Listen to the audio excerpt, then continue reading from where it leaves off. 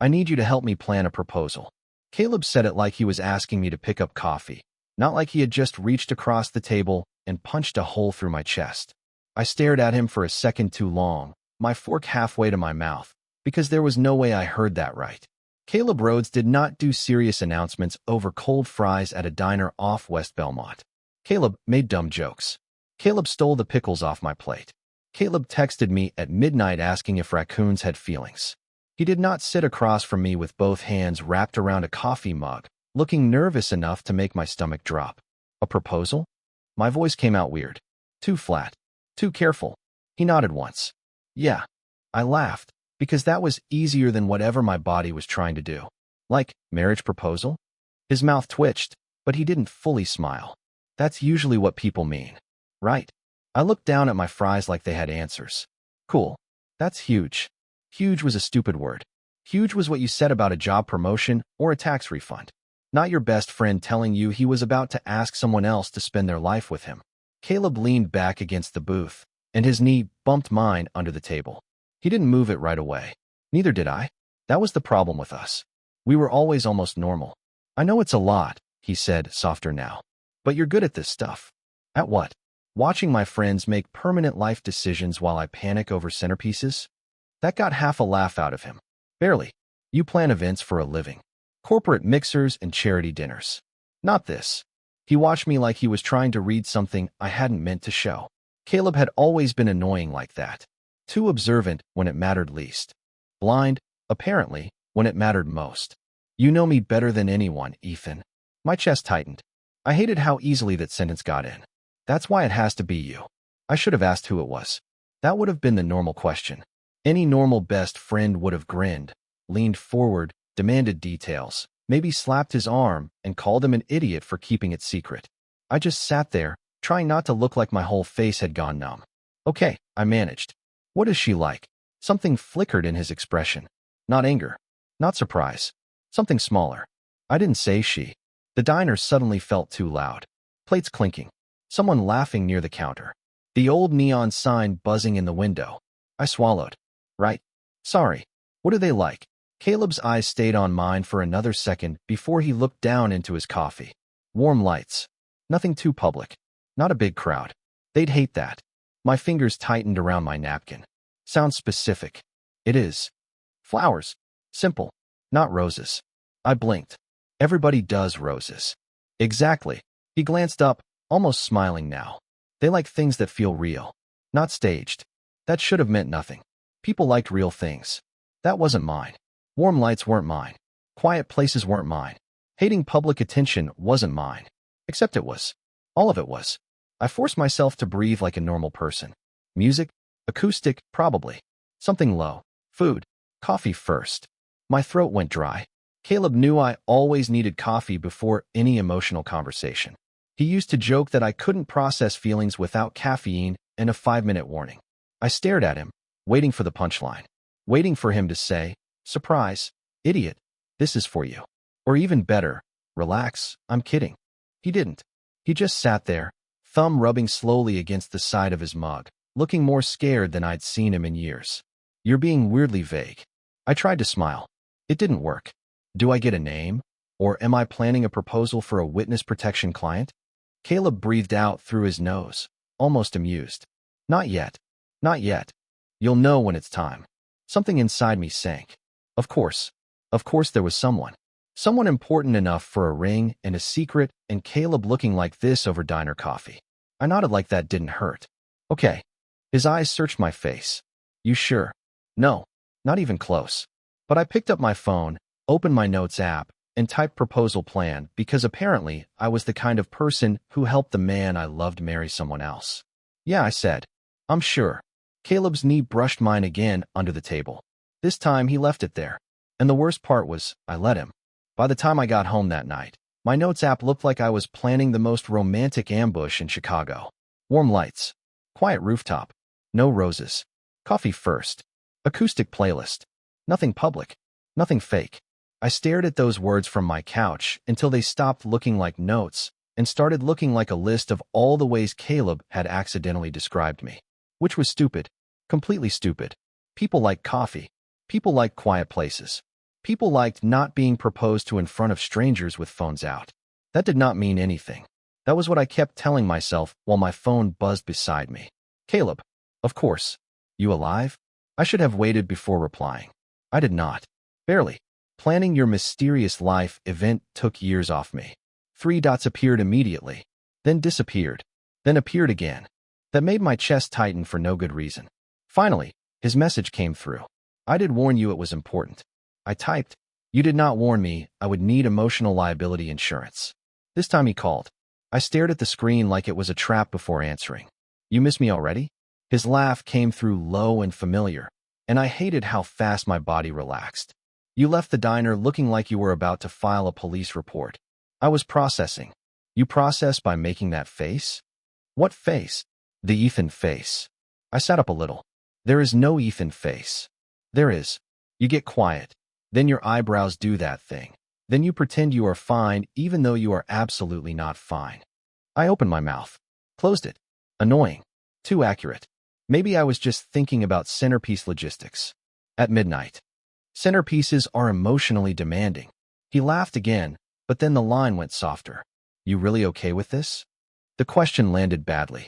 Not because it was mean. Because it was gentle. Caleb being gentle always made things worse. I leaned back and stared at the ceiling. Why would I not be? A pause. Too long. I do not know. That is a weird answer. Yeah. I heard him exhale. I guess I just needed you to say it. My throat tightened. There it was again. That weird feeling that he was asking one question, but meaning another. I forced a small laugh. I am okay, Caleb. I am happy for you. The words tasted wrong. He went quiet. For a second, all I heard was faint traffic through his end of the call. Right, he murmured. Happy. I frowned. Is that not the correct best friend response? It is. But he did not sound happy about it. The next afternoon, he came over with coffee like he had done 100 times before. Mine was black, no sugar, from the place 3 blocks away that always burned the beans a little, but somehow made it work. He remembered. He always remembered. Bribe, he announced, stepping into my apartment. For the planning committee. The committee is one person and currently underpaid. The committee is also wearing the hoodie I left here 6 months ago. I looked down. Gray Chicago Cubs hoodie. Soft from too many washes. His. Obviously his. Heat climbed up my neck. It was on my chair. So you wore it. It was cold. Caleb's eyes dropped to the hoodie, then back to my face. He smiled, but not the teasing kind. Softer. Almost careful. Looks better on you anyway. My brain just stopped. Completely. I grabbed the coffee from him too fast, and our fingers brushed around the cup. Barely a touch. Nothing dramatic. But he did not pull away right away. His thumb rested against the side of my hand for 1 extra second, warm through the cardboard sleeve. I looked at him. He looked back.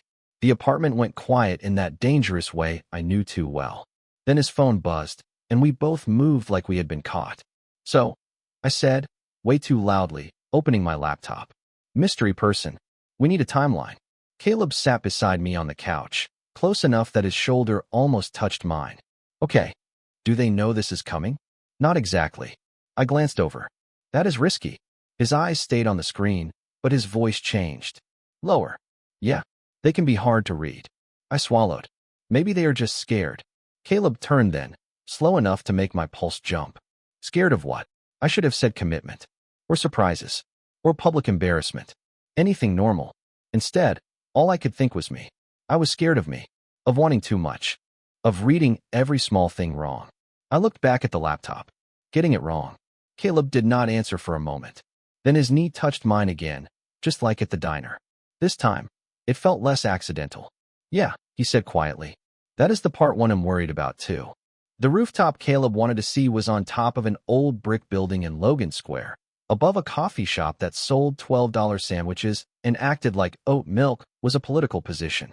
I found it online at 2 in the morning, which already felt pathetic, but Caleb loved it immediately.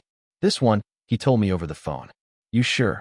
I had my laptop balanced on my knees, his hoodie still on because apparently I had given up on dignity. It is small. Like, really small. Good. And there is no elevator after the 4th floor. Also good. You want your mystery person out of breath before the big romantic moment.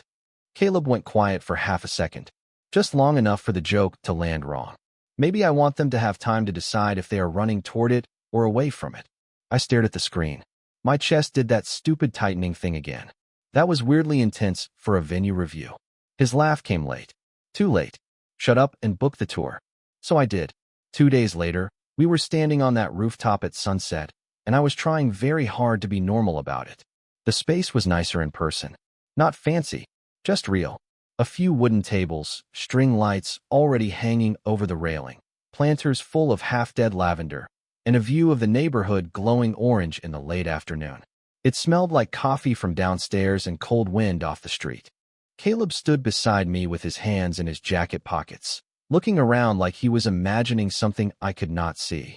"This is very you," I muttered before I could stop myself. He looked over. "Me? Yeah. Low-key. Annoyingly charming. Pretending not to try." His mouth curved. "You think I am charming? I think you are annoying." That was not the question. I looked away fast, pretending to check the floor plan on my phone. "Focus. We need to decide where the actual proposal happens." Caleb stepped closer to look at the screen. Too close. His shoulder pressed lightly against mine, warm through his jacket. There was plenty of space on that rooftop. He did not need to stand like that. I did not need to stay still. But I did. "Maybe here," I said, pointing toward the far corner under the lights. "It is private enough. The street noise covers awkward silence. Good background. Not too dramatic." "You thought about awkward silence?" "I planned for everything." "Yeah," he murmured. "I know." Something about the way he said it made me glance up. He was not looking at the corner. He was looking at me. Not quickly, either. Not like he got caught. Just looking, steady and quiet, like he had forgotten he was supposed to hide it. My pulse kicked. "What?" Caleb blinked once, then gave a small shake of his head. "Nothing. You have a face." "Now I have a face." "Everyone has faces. You know what I mean." He smiled, but it faded fast. The wind pushed my hair across my forehead, and before I could fix it, Caleb reached up and brushed it away with his fingers. Just a simple thing. Quick. Normal. Maybe, if you were normal. But his hand lingered near my temple for 1 second too long. His thumb barely touched the edge of my cheek. I stopped breathing. He noticed. Of course he did. His eyes dropped to my mouth for the smallest second, then back up. The whole rooftop went quiet around us. Even the street below seemed far away. "Caleb." My voice came out low. Not a warning. Not exactly. His hand dropped, but he did not step back. "Sorry." He did not sound sorry. That was the problem. I laughed weakly, because if I did not, I might ask something that would ruin both of us. "You are going to give your mystery person a heart attack if you do that during the proposal." His expression changed. Softened. "Hurt, maybe. Maybe that is the goal." I stared at him. To kill them. To make them feel something. My stomach flipped so hard it almost made me dizzy. I looked down at my phone, at the notes, at anything that was not his face. "Okay. Cool. Great. We can put emotional damage under special requests." Caleb huffed out a laugh, but it was quiet. Then the rooftop manager came back with paperwork, and the moment snapped in half. I signed the form because my hands needed something to do. Caleb answered questions because apparently he could still function. But when the manager asked, "So, who is the lucky person?" Caleb did not even glance at her. He looked straight at me. Someone who probably thinks I am making a huge mistake. My pen stopped moving. The manager laughed like it was sweet. I did not. Because for the first time, I could not convince myself I was imagining it. After the rooftop tour, I should have gone home, taken a shower, and done something emotionally healthy, like delete my notes app or move to another state. Instead, I ended up in Caleb's passenger seat while he drove us to a little Italian place in Wicker Park because he claimed we needed to test the food situation. "The venue has catering," I reminded him. "Backup plan." "Backup plan for what?" "Hunger." I looked over at him. "You are inventing reasons to drag this out." Caleb's hand tightened around the steering wheel for half a second. Then he shrugged. "Maybe." That word stayed between us the entire drive. Maybe. Not yes. Not no. Just enough to mess with my head. At dinner, I tried to go full professional again. I pulled up the proposal checklist, asked about timing, candles, rain plans, whether he wanted a photographer hidden somewhere. Caleb answered some of it, dodged most of it, and kept watching me over the rim of his water glass like I was the actual meeting. "You are terrible at being engaged," I told him. "I am not engaged yet." "Emotionally engaged, then." He smiled. "That sounds worse." It is. You should be scared. I am, he said, and the smile slipped. Just a little. My fork paused over my pasta. Of what? Caleb looked down at the table, thumb rubbing slowly against the edge of his napkin. Getting the answer wrong. There it was again. That sentence that sounded like it belonged to someone standing at the edge of a cliff. I tried to keep my voice light. Then maybe you should pick someone easier. His eyes lifted to mine. I did not want easy. My chest tightened so fast it annoyed me. Caleb, what? You keep saying things like that. Like what? Like you were trying to make me ask a question you refused to answer. He leaned back, but his eyes stayed on me. The restaurant noise blurred around us. A couple laughing at the bar. Silverware hitting plates. Someone's phone buzzing on the table behind me. Normal things. Things that did not match the way Caleb was looking at me. Maybe I am trying to see if you want the answer. I almost laughed. Almost. But nothing came out. For once, I did not have a joke ready. That is not fair. His face changed immediately. Softer. Guilty. I know. Then stop doing it. Caleb nodded once, slow, like he had deserved that. Okay. I hated that too. I hated that he listened. I hated that he pulled back right when part of me wanted him to keep going. We left dinner quieter than we came in. Outside, the sidewalk was damp from earlier rain, and the air had that cold Chicago bite that made people walk faster. I shoved my hands into my pockets. Caleb walked beside me, close enough that our sleeves brushed every few steps. Neither of us mentioned it. At the crosswalk, a bike shot past too close, and Caleb grabbed my wrist without thinking, pulling me back toward him. My shoulder bumped his chest. His hand stayed around my wrist. Firm. Warm. Too careful to be random. I looked up. He was already looking down at me. You okay? His voice was low. Yeah. I could have stepped away. I should have. But his thumb shifted against my pulse, and I knew he felt how fast my heart was beating. The light changed. People walked around us. Caleb did not move. Ethan. Just my name. That was all. Somehow it felt worse than a confession. Do not, I whispered. His jaw tightened. Do not what? Do not look at me like that when you are planning to marry someone else. The words came out before I could stop them. Honest. Ugly. Too late to take back. Caleb's face went still. For 1 second, I thought he was going to tell me. Right there on the sidewalk, under the red glow of the crossing signal, with strangers moving around us like we were not falling apart in public. His hand slid from my wrist to my palm, not fully holding it. Almost. His fingers brushed mine, careful and shaking just enough that I noticed. What if I am not? My breath caught. What? His mouth opened. Then his phone rang. Loud. Sharp. Ruining everything. Caleb looked down, and the name on the screen flashed before he turned it away. Maya. My stomach dropped.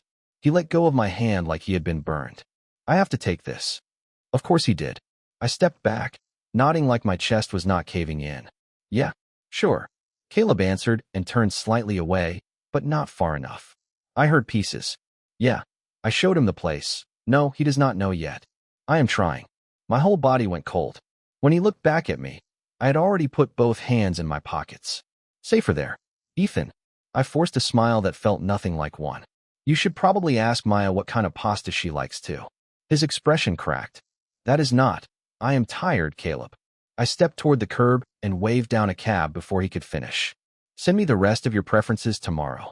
And when I got in, he was still standing there, phone in his hand, looking like I had misunderstood the one thing he was too scared to say.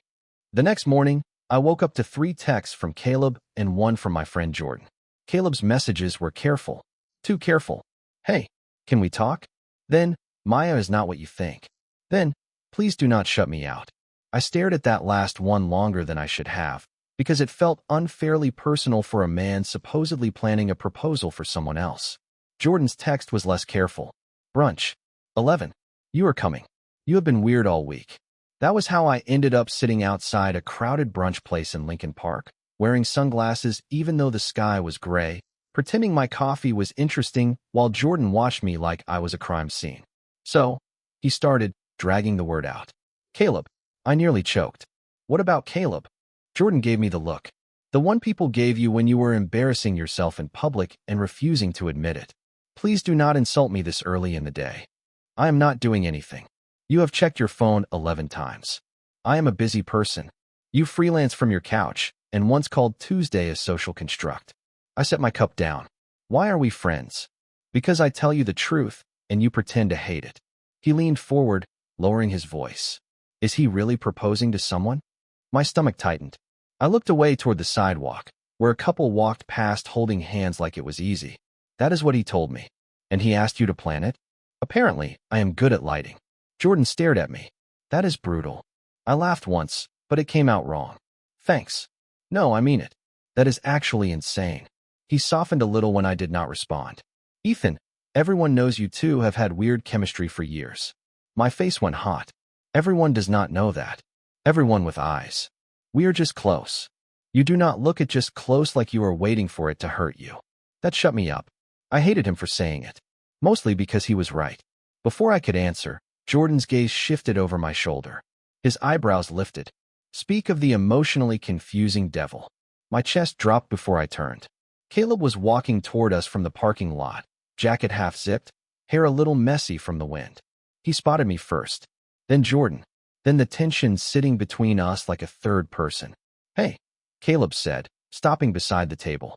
His voice was cautious. Did not know you two were here. Small city, Jordan replied, not even trying to hide the edge in his tone. Caleb looked at me. Can we talk? I kept my hands around my coffee. I am kind of in the middle of brunch. Jordan stood immediately. Traitor, I need to make a phone call. Jordan, a very long phone call. He pointed at Caleb as he passed. Do not make him plan anything else unless you are ready to be honest. Caleb's jaw tightened. My pulse jumped. What does that mean? Jordan glanced back at me, then at him. You know exactly what it means. Then he walked away, leaving us in the kind of silence that made every nearby fork sound too loud. Caleb sat across from me without asking. He looked tired. Not fake tired. Real tired. Like he had not slept either. Maya is my sister. I blinked. The words hit, but my brain did not catch them right away. What? My older sister. She has been helping me with the ring. My stomach twisted. Relief came first, sharp and embarrassing. Then anger followed close behind. You could have said that last night. I know. You let me think. I panicked. He dragged a hand through his hair. You looked hurt, and I knew if I explained too much, I would have to explain everything. I swallowed hard. Everything. Caleb looked at me then. Really looked. No joke. No escape route. Yeah. My hands went cold around the cup. For 1 second, neither of us moved. The whole patio faded into background noise. I wanted to ask. I wanted to grab the truth before he could hide it again. But Jordan's words were still ringing in my head. Everyone knows.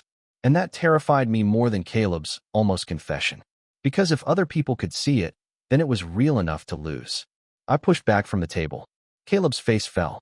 Ethan, I need space. His fingers twitched like he wanted to reach for me, but he stopped himself. That hurt more than if he had. Okay. I nodded, standing too fast. Send me the vendor list.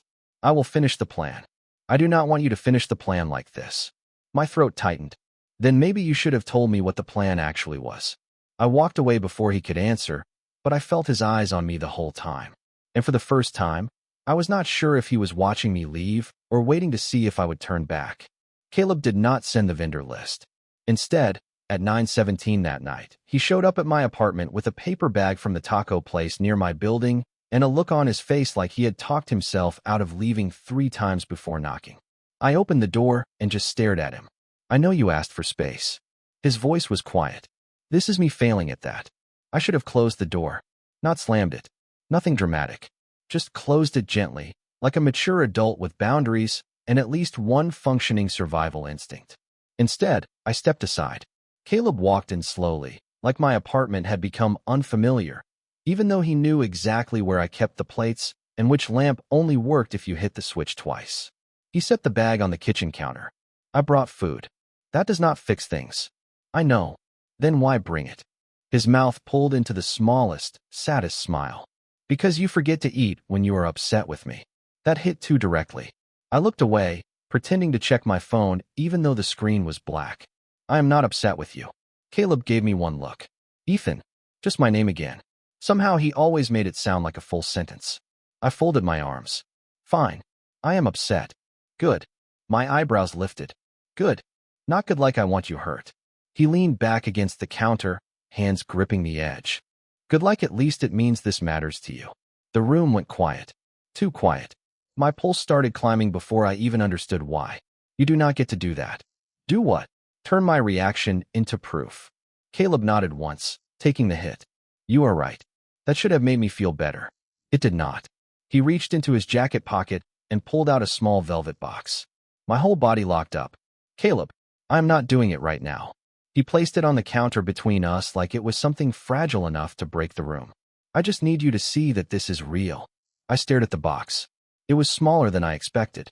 Less movie-like. More dangerous. Why are you showing me this? His throat moved. Because I cannot keep letting you think I am asking you to help me choose someone else. My chest tightened so hard I almost laughed. Then who, Caleb? He looked at me, and the answer was all over his face before he said anything. That was the terrifying part. You know, I shook my head immediately.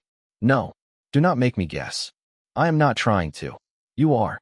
You keep standing close and saying half of things and looking at me like I am supposed to understand something. Then you pull back before I can ask. My voice cracked on the last word, and I hated that. Caleb's face changed. He looked hurt, but not by me. By himself. I know. He stepped closer, then stopped like he was asking permission without words. I was scared. Of me. Of losing you. That took the air out of me. Caleb looked down at his hands, then back up. You have been my person for years, Ethan. My first call. My last text. The one who knows how I take my coffee, and when I am lying, and why I hate hospitals, and which side of the couch I always steal. He swallowed, smiling like it hurt. And I kept telling myself that was enough. Being your best friend. Getting to stay. I could not move. Not even a little. Then why the proposal? Because the joke stopped being a joke. His eyes held mine. The whole "if we are both single someday" thing. The fake wedding comments.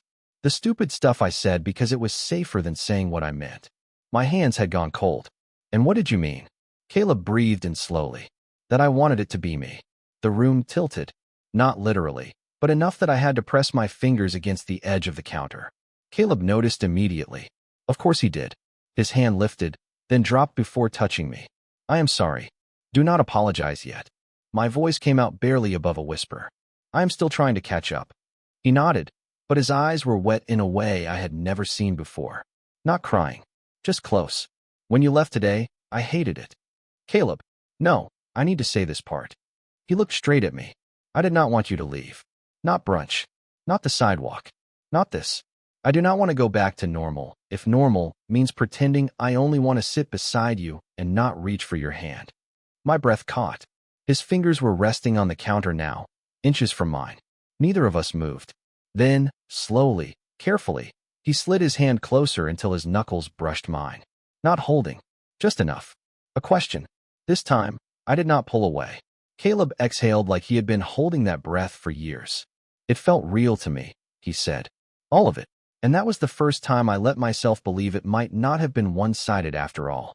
For about 3 seconds, I actually believed we were going to do something brave. Caleb's knuckles rested against mine on the counter, warm and careful, and neither of us moved away. The little velvet box sat a few inches from our hands like it was holding its breath too. I looked at him, and he looked back, and for once there was no joke to hide behind. No Maya. No rooftop. No proposal checklist. Just Caleb in my kitchen, admitting the one thing I had spent years teaching myself not to want. My fingers shifted closer. His did too. Almost a handhold. Almost enough. Then his phone buzzed on the counter. We both looked down. Maya again. Caleb did not answer, but the screen lit up with a preview before it went dark. Did you tell him everything, or did you scare him first? My chest tightened. Caleb grabbed the phone too quickly. Too guilty. She worries, he said. Apparently she should. The words came out sharper than I meant. He looked up fast. Ethan. I pulled my hand back. Not far, but enough. I hated the way his face changed when I did. Like I had stepped off a ledge he had just reached for. I need to think. Caleb nodded slowly, but I could see him bracing for it. Okay. No, I mean really think. I rubbed both hands over my face. Because you just came in here with tacos, a ring, and 5 years of feelings I was not allowed to know about until apparently tonight. He flinched a little. That is fair. And now what? My laugh sounded thin. We just switch labels?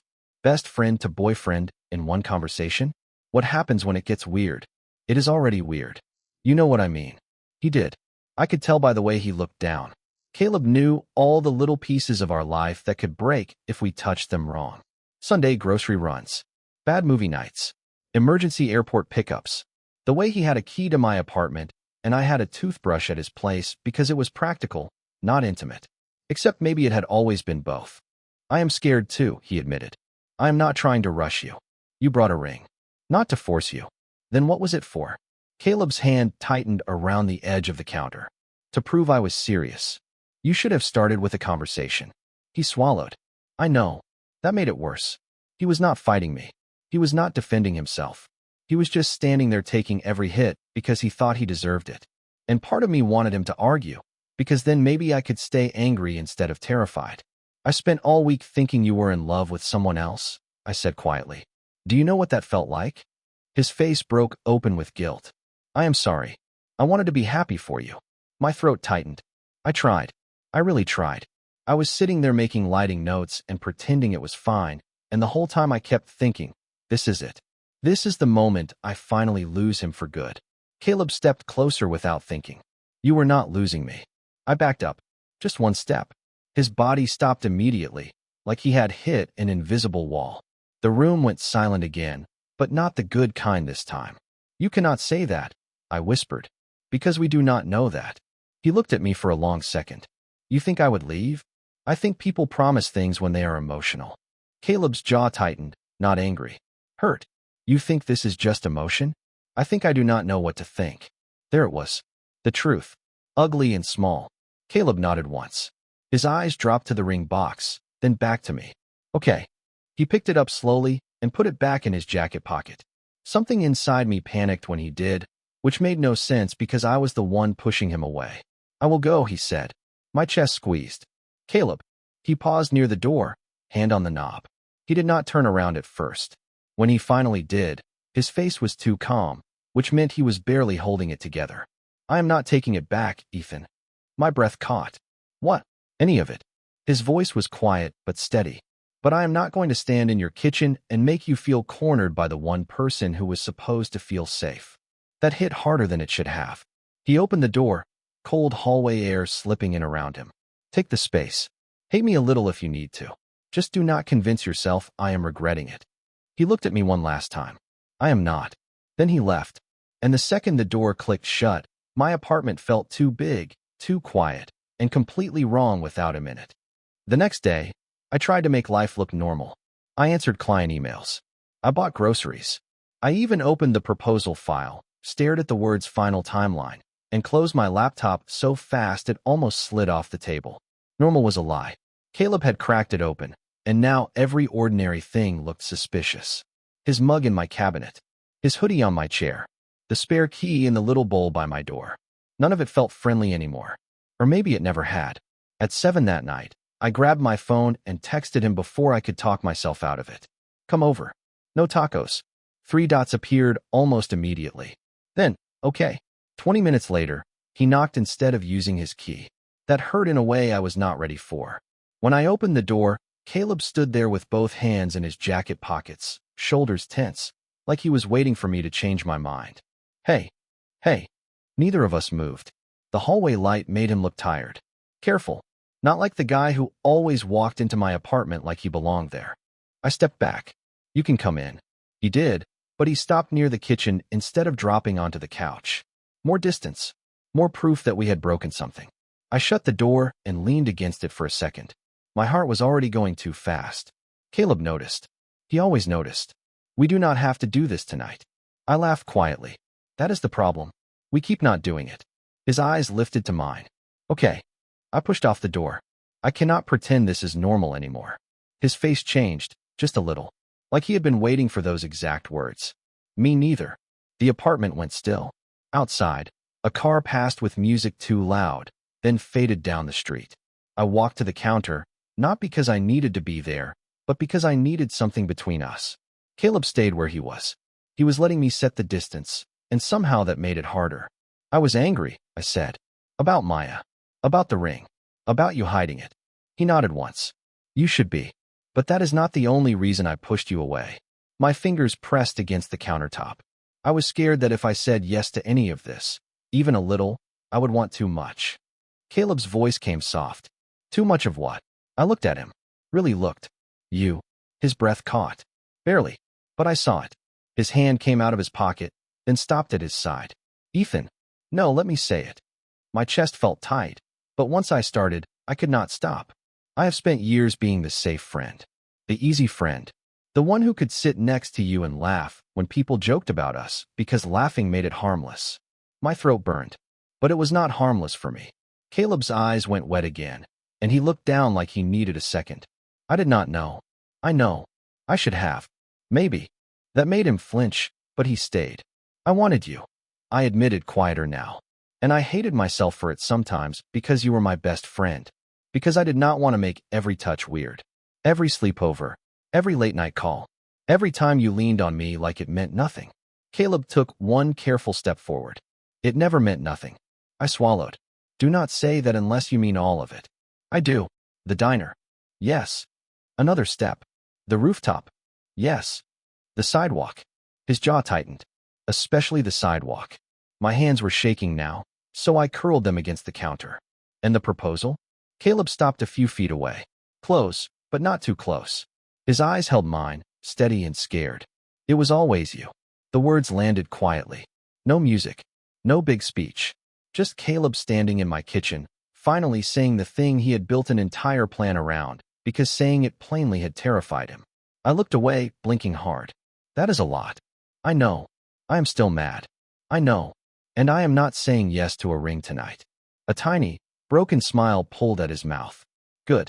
Honestly, the ring was a terrible opening move. I laughed before I could stop myself. It came out shaky, but real. Caleb's smile softened. The room loosened by 1 inch. I am not asking you to marry me tonight, he continued. I am asking if I can stop pretending I only want to be your best friend. My chest hurt. In a different way this time. I stepped away from the counter. Just one step. His eyes dropped to my hand when I held it out between us. Not dramatic. Not perfect. Just my hand, shaking a little in the space where we had spent years almost reaching. Caleb looked back at me, asking without words. I nodded. He took it. Slowly, like he was afraid I might disappear. His palm fit against mine too easily, which should have scared me more than it did. For a second, neither of us spoke. We just stood there, holding hands in my kitchen like it was the most dangerous thing we had ever done. Then Caleb whispered, I missed you. And I realized I had missed him too, even when he was right in front of me. The funny thing about holding Caleb's hand was how loud it felt. Nothing else changed right away. My kitchen still had a crooked cabinet door. The radiator still made that weird clicking noise near the window. My phone still had 3 unanswered client emails and a reminder to buy paper towels. But Caleb's hand was in mine, and he was not pulling away. Neither was I. That made the whole apartment feel different. He looked down at our hands like he did not fully trust it yet. Is this okay? I almost laughed, but my throat was too tight. You are asking now? His mouth curved a little. I am learning. I squeezed his hand once. Small. Enough. It is okay. Caleb breathed out, and his shoulders dropped like he had been carrying something heavy for years. Maybe we both had. We did not kiss right away. That surprised me, honestly. After everything, I thought the moment would demand something big. Music. Rain. Some perfect line that made sense of all the stupid years we wasted. But instead, we ended up sitting on the couch with our hands still tangled between us, eating reheated tacos from the night before because neither of us had eaten properly. Caleb took my usual side of the couch by accident, then froze. Sorry. I stared at him. You have stolen that side for 5 years. Yeah, but now I feel like I should be respectful. Please do not become polite. I cannot handle that many changes at once. He laughed, soft and relieved, and shifted just enough to make room for me beside him. Not across the couch. Beside him. The way we always sat. Except this time, when his knee pressed against mine, I did not pretend not to notice. His thumb moved slowly over the back of my hand. So what happens to the proposal plan? I looked at the laptop on the coffee table. I am charging you a cancellation fee. Fair. And emotional damages. Also fair. I glanced at him. And we are not using the rooftop for a proposal. Caleb nodded quickly. Absolutely not. A pause. Then he smiled. Maybe coffee. My chest warmed. For what? A date. The word landed between us, simple and terrifying and weirdly perfect. I had heard Caleb say 1,000 ridiculous things in my life, but nothing had ever made me want to look away and lean closer at the same time. Coffee first, I said. His smile turned gentle. Coffee first. 2 nights later, we met Jordan at a bar in Lakeview. I almost canceled 4 times. Caleb knew because he texted me, "Stop pacing. I can feel it from here." When we walked in, Jordan was already in a booth, halfway through a basket of fries. He looked at Caleb, then me, then at our hands, still linked between us. His face did something smug and soft at the same time. Finally, I groaned. Do not start. I have been emotionally employed by this situation for years. I deserve one finally. Caleb laughed under his breath, but his hand stayed around mine. No flinch. No joke to cover it. No stepping away when the server came by. That was the part that got me. Not some huge announcement. Not a perfect confession. Just Caleb ordering a beer with one hand while holding mine with the other, like he was done acting like choosing me had to be hidden. Jordan did not make it weird after that. Not really. He asked normal questions. Work. Rent. A terrible movie coming out that Caleb claimed looked accidentally good. And somewhere in the middle of all that, I realized my heart had stopped bracing for impact. The world had not ended. Our friendship had not disappeared. It was still there in the way Caleb stole fries off my plate. In the way I kicked his ankle under the table. In the way he leaned close to hear me over the music and did not move back immediately. Same routine. New meaning. Later, outside the bar, the air was cold enough that I shoved one hand into my jacket pocket. Caleb caught my other hand before I could hide that one too. Still okay. I looked at him, at the nervous little crease between his eyebrows, at the man who had planned an entire proposal because he was too scared to say he loved me plainly. I squeezed his fingers. Yeah. He nodded, smiling like he believed me this time. We walked down the sidewalk together, not fast, not dramatic, just 2 guys under streetlights in Chicago, finally done pretending nothing had changed. And maybe that was the part one still think about most. Not the ring, not the rooftop, not the almost confessions. Just his hand in mine, staying there. Like a promise we were finally brave enough to make out loud.